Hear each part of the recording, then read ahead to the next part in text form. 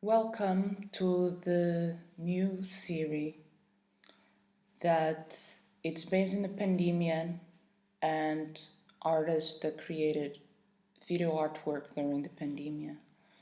This is the second person part of this cycle called Look at the Wind, Olhar, vento.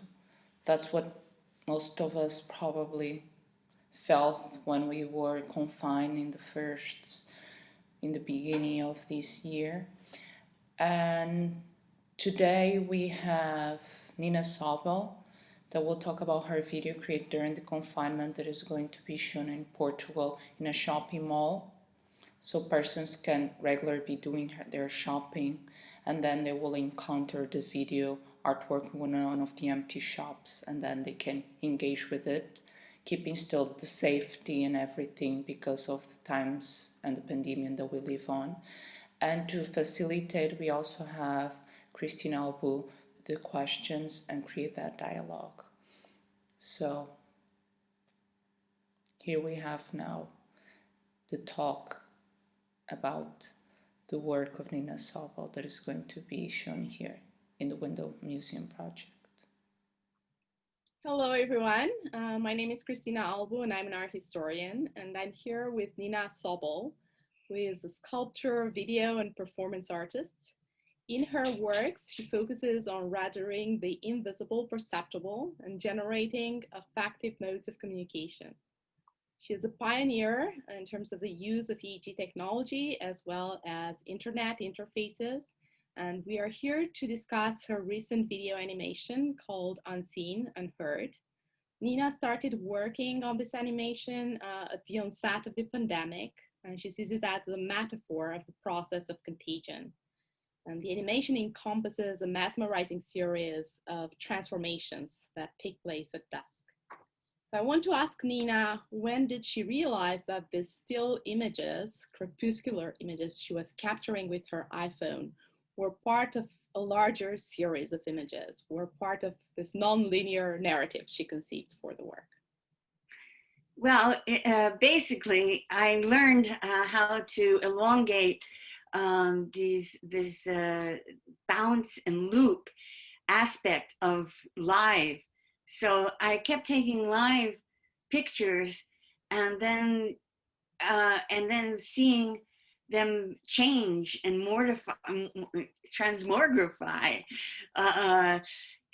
over time, and not being able to capture them. Now I know how to capture them and change the time and manipulate the time. And that made me realize that I was taking stills in time, video stills in time, if you will. And after I took so many in succession, they became fused as one continuum in my mind, changing in light, in time, and I realized I was trying to distill the passage of time and capture its crepuscular movement, that golden waning twilight becoming darkness itself, as I felt like I was being wafted away up into the sky, into the void of all colors, being no colors, darkness. Letting them be free to dance into the darkness and then back into the light, bringing COVID-19 with them. It was just about this time when Beatriz Albuquerque suggested I show a video concerned with the pandemic for the first exhibition of the Windows Museum in Matosinhos, Portugal. Unseen, Unheard will premiere there as an installation this Friday, December 4th. Although it will not be heard, there aren't any outdoor speakers, it will truly be unheard. It is also local and not an online premiere. Wonderful, Nina. Thank you for that vivid description of those facts, the contrast between light and darkness in your work. So what kinds of psychic effects did you want to achieve through the juxtaposition of images? A physical effect, an actual physical sweeping and wind rushing, pushing towards the unknown, deeper and deeper, seemingly swimming into the atmosphere, diving upwards, traveling into unforeseen worlds, psychologically going for a mysterious revelation, a realization that this virus came from the atmosphere and was returning to Earth, fused into hybrid forms. Exactly. I think this aspect of hybridity is very, very prominent in your work. So there's this very powerful rhythm that is conveyed by the sequence of images. So how does that rhythm compare to the way you experience time and space when you recorded these images? When I took the photos, there was peaceful excitement, if you will. And then every time I took photos, I would mine them for the truth of what lay underneath, or push them with different apps until the aha moment came. Oh, when I watch it, I still see all the stills, but when they're animated, they transform themselves into a magical sequence, stretching and playing with time. And in this case, a narrative time. It's a highly developed rhythm from when I took the photos, because I took some of them as individual stills, then others as live, and then elongated their time as longer loops or bounces, using apps like GIFs and shutter speed delay. Nice to hear about the way these images were mediated through these other interfaces. Yeah. And I'd like to know more about this granular and glitchy aspect of the work. You know, I just learned the term glitch after experimenting and pushing and pulling and stretching shadows and contrasts and just ordinary aspects that are used by anyone for any editing in any editing application. I just push them to an extreme. And like if it was a completely dark image, I would take that image, I would mine it. I would say, okay, let's pull that one over, put that one over all there, put that one over, put that, let's get that, let's push that one.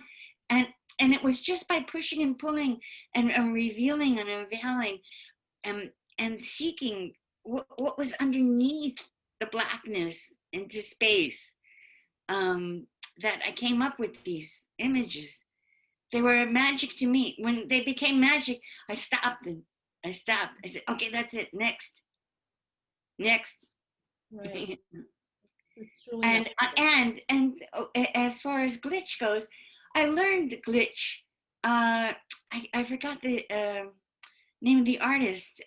He teaches in Chicago. He's got a whole thing about glitch world, glitching out on every different application possible.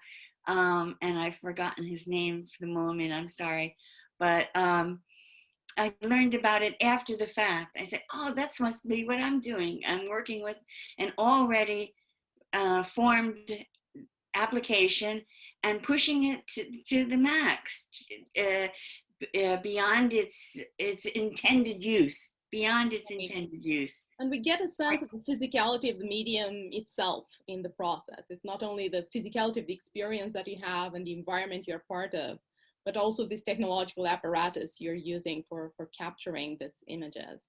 Yes. Well, Yeah. the work in Portugal doesn't include sound. I think it would be interesting for the viewers of your work to get a sense of what the sounds accompanying the work might have been. So could you tell us a little bit about that? What were the sounds you incorporated in the work?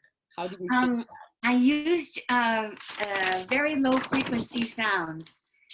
I thought it was very apropos to use very low frequency sounds because they aren't seen.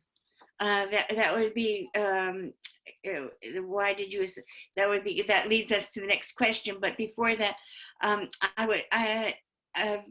very low frequency sounds are inaudible without specific amplification techniques like COVID-19. We can't see COVID-19 unless we look at it under a microscope. I mean, it takes sophisticated instrumentation to see that, and it takes sophisticated instrumentation to record very low frequency sounds. They reflect the waves being recorded between the ionosphere and the earth, and they're called tweaks. Or when the sound of lightning is leaked into space, into the magnetosphere, and becomes lost, they are known as whistlers, which are dispersed through ionized gas, a strongly dispersive media for VLF signals. It's a medium. It's like a Petri dish is filled with like a jelly, and it's the medium to hold fruit flies or whatever, you know. So this ionized gas is the medium that holds these very low frequency sounds. And now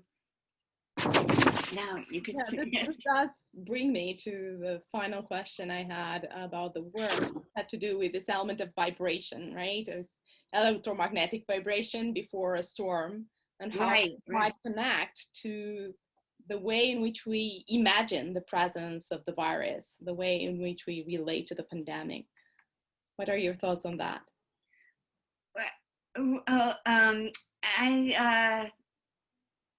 I wanted very low frequency sound because like electromagnetic energy, you can't see it, but you can feel it. And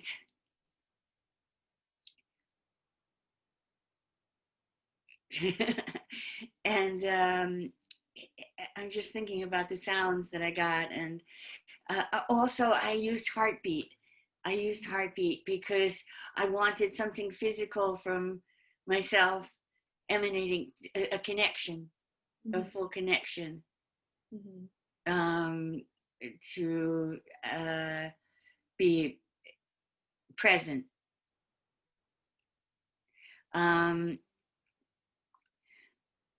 I didn't catch your question at the end there. I think, you know, you were answering it by mentioning the fact that the sounds were not fully perceptible, right? That are sounds that we'd not hear otherwise, that they are rendered perceptible through the element of amplification, right? And I think, you know, there's also this idea that you're bringing that has to do with our bodily experience and the vibrations we experience at the level of our body, right? And it's something that we are only at certain points in time fully aware of when change occurs, right? This is when we feel the body pulsating, when we become aware of its effective, ongoing transformations. And I think, you know, this relates very much to the way in which we approach this period in time, when we become more aware of our environments and our movements through space, and everything around us might have the potential of life within it in a way it didn't previously. Yeah, we're much more aware of very subtle things, much more aware of subtle changes, and the day, the lights, the movement, the stars, the moon. I mean, everybody is much more hypersensitive to natural phenomenon, I think, now during this time.